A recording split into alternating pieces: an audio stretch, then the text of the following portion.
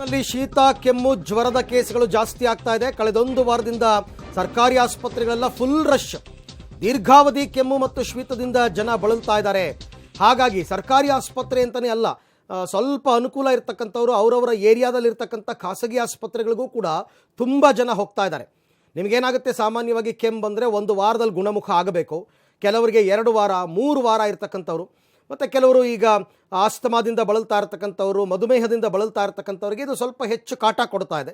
ಹಾಗಾಗಿ ಸರ್ಕಾರಿ ಆಸ್ಪತ್ರೆಗಳಲ್ಲಿ ರೋಗಿಗಳ ಸಂಖ್ಯೆ ಜಾಸ್ತಿ ಆಗ್ತಾ ಇದೆ. ಆತಂಕ ಶುರುವಾಗಿದೆ.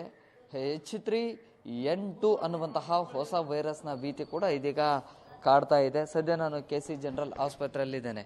ಗಮನಿಸ್ತಾ ಇದ್ರಿ, ಕಳೆದ 1 ವಾರದಿಂದ ಕೂಡ ಇದೀಗ ರೋಗಿಗಳ ಸಂಖ್ಯೆ ಕೊಂಚ ಮಟ್ಟಿಗೆ ಏರಿಕೆ ಆಗ್ತಾ ಇದೆ.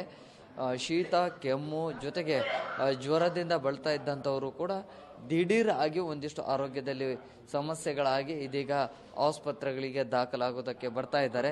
ಕಳೆದ 1 ವಾರದಿಂದ ಇದೀಗ ರೋಗಿಗಳ ಸಂಖ್ಯೆ ಕೂಡ ಕೊಂಚ ಮಟ್ಟಿಗೆ ಏರಿಕೆ ಕೂಡ ಆಗಿದೆ.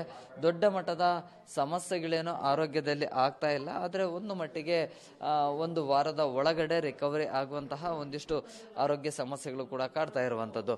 ಸೊ ಈ ಒಂದು ಹೊಸ ವೈರಸ್ ಏನಿದೆ ಇದು ದೊಡ್ಡ ಮಟ್ಟದಲ್ಲಿ ಜೀವಕ್ಕೆ ಹಾನಿ ಆಗುವಂಥದ್ದು ಅಥವಾ ದೇಹದ ಮೇಲೆ ಪರಿಣಾಮ ಬೀರದಿದ್ರೂ ಕೂಡ ಕೊಂಚ ಮಟ್ಟಿಗೆ ಅದು ಆರೋಗ್ಯದ ಮೇಲೆ ಕಿರಿಕಿರಿಯನ್ನು ಉಂಟು ಮಾಡ್ತಾ ಇದೆ.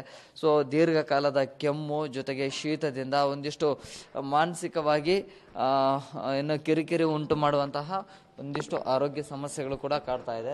ಸೊ ಇದು ಜನರಲ್ ವಾರ್ಡು. ಇದು ಜನರಲ್ ವಾರ್ಡಲ್ಲಿ ಏನು 50 ವರ್ಷ ಮೇಲ್ಪಟ್ಟವರು ಜೊತೆಗೆ ಇನ್ನು ಮಧ್ಯ ವಯಸ್ಸಿನವರು ಕೂಡ ಈ ಒಂದು ವಾರ್ಡ್ನಲ್ಲಿದ್ದಾರೆ.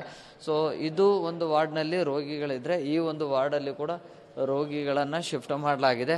ಸೊ ಸಹಜವಾಗಿ ಈ ಮಟ್ಟಿಗೇನು ರೋಗಿಗಳ ಆಸ್ಪತ್ರೆಗೆ ದಾಖಲಾಗ್ತಾ ಇರಲಿಲ್ಲ, ಆದರೆ ಈಗ ಕೊಂಚ ಮಟ್ಟಿಗೆ ರೋಗಿಗಳ ಸಂಖ್ಯೆ ಏರಿಕೆ ಆಗಿದೆ.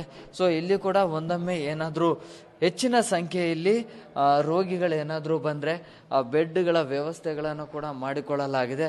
ಅದರಲ್ಲಿ ಕೂಡ ಮಕ್ಕಳಿಗಾಗಿ ಪ್ರತ್ಯೇಕ ಬೆಡ್ಗಳು ಜೊತೆಗೆ ಹಿರಿಯ ನಾಗರಿಕರು ಬಂದರೆ ಅವರಿಗೂ ಕೂಡ ಪ್ರತ್ಯೇಕವಾದಂತಹ ಬೆಡ್ನ ವ್ಯವಸ್ಥೆಗಳನ್ನು ಕೂಡ ಮಾಡಿಕೊಳ್ಳಲಾಗಿದೆ. ಆದರೆ ಸದ್ಯಕ್ಕೆ KC ಜನರಲ್ ಆಸ್ಪತ್ರೆಯಲ್ಲಿ ದೊಡ್ಡ ಮಟ್ಟದ ಬೆಡ್ಗಳ ಕೊರತೆ ಏನು ಇಲ್ಲ. ಈಗಾಗಲೇ ಎಲ್ಲ ರೀತಿಯ ಸಿದ್ಧತೆಗಳು ಕೂಡ ಇರೋದ್ರಿಂದ ಅಥವಾ ಬೆಡ್ಗಳು ಎಲ್ಲಿಯೂ ಕೂಡ ಕಡಿಮೆ ಆಗದೇ ಇರುವಂತಹ ಹಿನ್ನೆಲೆ ನೋಡಿಕೊಂಡಿರೋದ್ರಿಂದ ಬೆಡ್ಗಳ ಕೊರತೆ ಉಂಟಾಗೋದಿಲ್ಲ.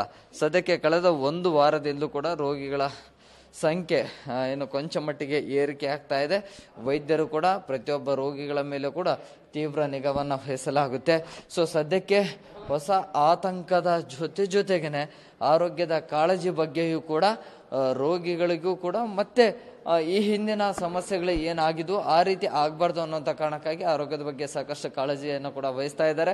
ಜೊತೆಗೆ ಆರೋಗ್ಯದ ಮೇಲೆ ಯಾವುದೇ ಪರಿಣಾಮ ಬೀರಬಾರ್ದು ಅನ್ನುವಂತಹ ಕಾರಣಕ್ಕಾಗಿ ಆಸ್ಪತ್ರೆಗಳಲ್ಲಿ ಕೂಡ ವೈದ್ಯರು ಎಲ್ಲ ರೀತಿಯ ಸಿದ್ಧತೆಗಳನ್ನು ಕೂಡ ಮಾಡಿಕೊಳ್ಳಲಾಗಿದೆ. ಜೊತೆಗೆ H3N2 ಅನ್ನುವಂತಹ ವೈರಸ್ಸಿಗೆ ಯಾವ ಔಷಧಿಗಳನ್ನು ಕೊಡಬೇಕು, ಬೇಗ ಹೇಗೆ ರಿಕವರಿಯನ್ನು ಮಾಡಬೇಕು, ಅವರ ಸುರಕ್ಷತೆಯ ದೃಷ್ಟಿಕೋನದಿಂದ ಹೇಗೆ ಆರೈಕೆಯನ್ನು ಮಾಡಬೇಕು ಅನ್ನುವಂಥ ಎಲ್ಲ ವಿಚಾರಗಳನ್ನು ಖುದ್ದು ರೋಗಿಗಳಿಗೂ ಕೂಡ ಹೇಳಿ ಅವರಲ್ಲಿ ಕೂಡ ಭಯ ಬರದೇ ಇರುವ ಹಾಗೆ ನೋಡ್ಕೊಳ್ತಾ ಇದ್ದಾರೆ. ಸದ್ಯಕ್ಕೆ KC ಜನರಲ್ ಆಸ್ಪತ್ರೆಯ ಜನರಲ್ ವಾರ್ಡ್ಗಳಲ್ಲಿ ಕಳೆದ 1 ವಾರದಿಂದಲೂ ಕೂಡ ರೋಗಿಗಳ ಸಂಖ್ಯೆ ನಿಧಾನಕ್ಕೆ ಏರಿಕೆ ಆಗ್ತಾ ಇದೆ. ಮುಂದಿನ ದಿನಗಳಲ್ಲಿ ಈ ಎಲ್ಲ ರೋಗಿಗಳ ಸಂಖ್ಯೆ ಹೆಚ್ಚಾಗುವಂತಹ ಸಾಧ್ಯತೆಗಳು ಕೂಡ ಇದ್ದಾವೆ. ಕ್ಯಾಮ್ರಾ ಪರ್ಸನ್ ಯಶವಂತ್ ಜೊತೆ ಪ್ರಕಾಶ್ ದೇವರಾಂಪುರ್, ಪಬ್ಲಿಕ್ ಟಿವಿ, ಬೆಂಗಳೂರು.